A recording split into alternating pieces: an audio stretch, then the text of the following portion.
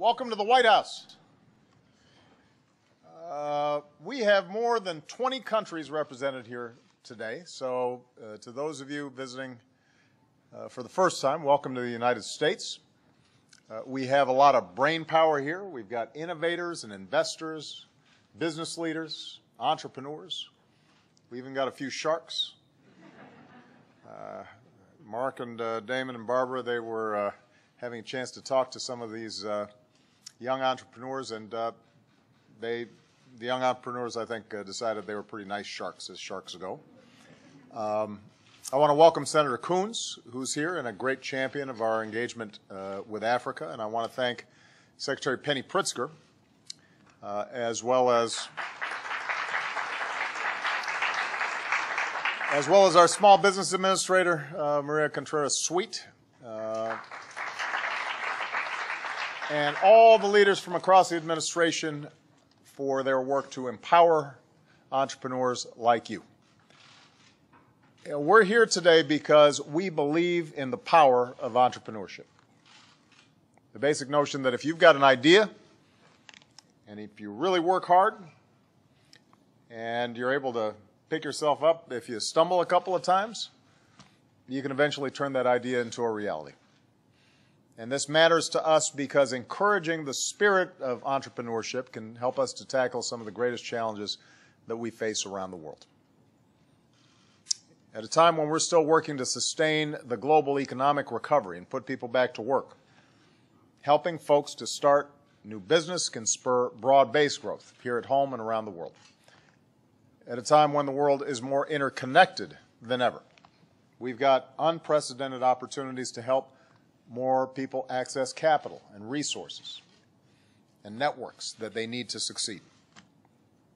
At a time that we're facing challenges that no country can meet by itself, lifting people out of poverty, combating climate change, preventing the spread of disease, helping social entrepreneurs mobilize and organize brings more people together to find solutions. And entrepreneurship breaks down barriers between cultures and between faiths at a time when we need more than ever the capacity to understand and work across borders. And no one understands this better than our young people, like those of you who are here today. I do have to say, as a quick aside, I feel kind of old hanging out with you. You know, I used to think of entrepreneurs as kind of old, grizzled people, and now I'm the old, grizzled person, and the entrepreneurs are all young and so a very extraordinarily good-looking group of entrepreneurs. But more than half of the world's population is under the age of 30. In some countries, it's an overwhelming majority. And yet there are also countries where youth unemployment can exceed 35%. And when so many young people don't see a future for themselves, if they don't see a path to success, it holds the entire nation back. It's a recipe for instability and conflict and violence. And around the world, we've seen how violent extremists are exploiting and tapping into these frustrations of young people who feel that they've got no opportunity to improve their lives. And what they offer are dead ends. And yet, if these young people don't feel that there is a positive path for themselves, then they're vulnerable. Poverty alone does not cause terrorism or sectarian violence, but investments in youth entrepreneurship and education are some of the best antidotes that we have to that kind of disorder. So all of this matters to us, to our shared prosperity and to our shared security.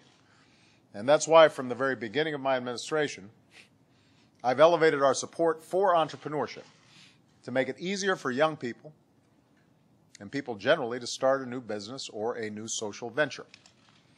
I hosted the first Global Entrepreneurship Summit back in 2010. And over the past 5 years, we've helped to train and empower thousands of aspiring entrepreneurs. We've helped small businesses expand into new markets, mobilize new investments, connected emerging innovators with mentors and networks, and expanded access to capital.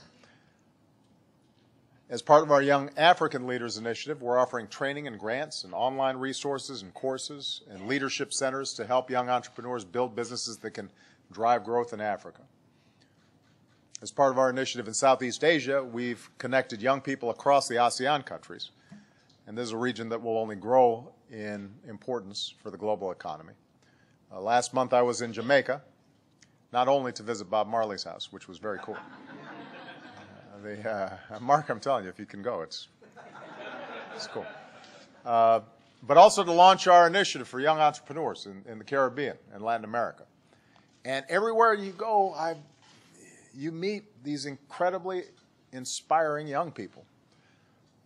Young Palestinians I met in Ramallah working to improve the lives of people across the West Bank through business and creating opportunity. Young man in rural Malawi, his town currently in darkness, but he's building generators to deliver electricity. Young Malaysians harnessing technology and connecting their communities to the global economy. And just like you, they're daring to dream and dedicating themselves to building something lasting for themselves, but also for their countries. So all told, we've set a goal of generating $1 billion in new investment for emerging entrepreneurs worldwide by 2017. And half of that money is going to support young entrepreneurs and women entrepreneurs. And we're calling it the Spark Global Entrepreneurship Initiative. It brings together some of the most successful entrepreneurship programs across our government and makes sure that they're working with the private sector in ways that allow for long-term sustained success. So today we're taking some next steps. First, we're going to step up our efforts to support young entrepreneurs and women, which is just smart business. We want to spur entrepreneurship in places where it can do the most good and have the greatest impact. And we're going to work even harder to reach entrepreneurs who face the highest hurdles when it comes to accessing the essential tools of entrepreneurship: finance, support networks, mentors. Second, I'm proud to announce that more of America's business leaders and innovators are joining us in this effort. We call them our ambassadors for global entrepreneurship. They do not have to be confirmed by the Senate, which is worth cheering. Our first class of ambassadors has been doing extraordinary work. Steve Case, who from the day I came to office has been working with me on promoting entrepreneurship here in the United States and now overseas. He just ended his Rise of the Rest bus tour, investing in young entrepreneurs in 14 cities across the United States. Today, we're welcoming 9 new ambassadors from companies working on shared challenges: how to build a business in underserved communities, how to improve the affordability and accessibility of medical care, how to inspire young girls to pursue science and engineering. And each of our ambassadors has committed to a signature project focused on the communities we're looking to help. I'm just going to give you 2 examples, although each one of these entrepreneurs have amazing stories and are doing some extraordinary partnering with us. So Brian Chesky of Airbnb, where's Brian? There he is.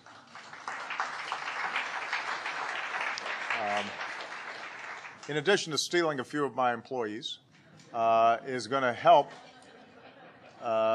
the Cuban people navigate new business opportunities as their economy opens up to greater internet connectivity and modern payment systems, which provides enormous opportunities for individuals inside of Cuba at a time when things are transitioning and changing.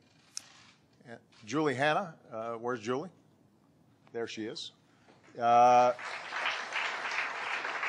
Julie will use her expertise leading Kiva to increase access to capital around the world. Her project commits to delivering $100 million in crowd-funded loans to 200,000 women and young entrepreneurs across 86 different countries. So I want to thank all of our global entrepreneurship ambassadors for stepping forward and being a part of this important work. Can you guys all stand up? Our global ambassadors, I want to just give them a big round of applause because they're doing really important work.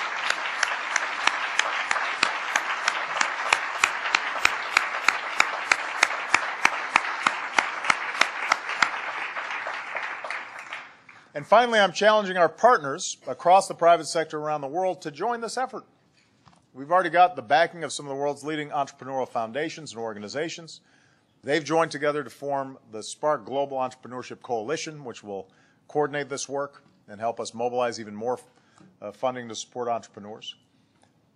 But today I'm also urging governments and companies and organizations and individuals to make their own commitments, whether it's through training and mentorship programs or helping entrepreneurs access capital and connect to markets or improving educational opportunities and exchanges. Everybody has a part to play. Everybody can do something. And this summer I'll travel to Kenya. While I'm there, I'll participate in the, all right, yo, habari.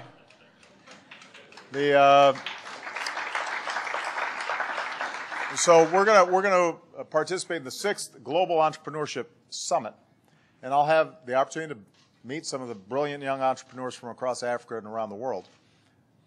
If enough folks respond to the challenge that I'm issuing today, I believe that at the summit in Nairobi, we'll be able to announce new investments and commitments that will pay off for years to come. We want to empower people in ways that empower societies and ultimately empower the world.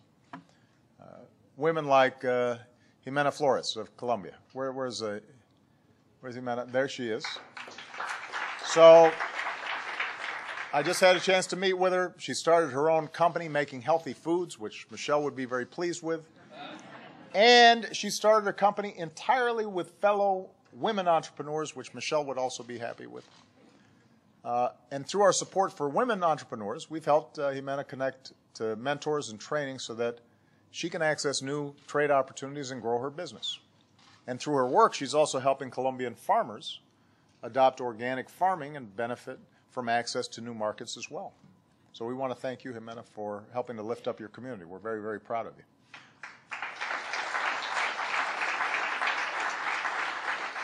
We want to empower pioneers like Ziad Sankari. Where's Ziad? There he is, right next to her. When he was 17, he lost his father to a heart attack. And Ziad first came to the United States to study on a Fulbright. Then through one of our science and technology competitions, he earned seed funding to develop his innovation, which is a heart monitoring technology that clips to your waistband. So today he's improving the way we respond to cardiac incidents, which will have enormous ramifications, not just in places like Lebanon, but potentially all around the world. So thank you, Ziad, for helping to save lives.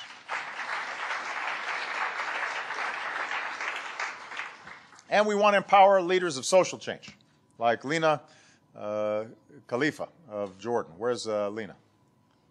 There she is. So after seeing one of her close friends abused, Lena said that's enough. She had a background in martial arts. And so she opened She Fighter, a self-defense studio for women. So far, she's helped about 10,000 women learn how to protect themselves. And now she's competing for funding to expand her mission across the Middle East. So thank you, Lena. We want to be your partner. We help women live, helping women to live with dignity and safety. So Jimena, Ziad, Lena, to all the young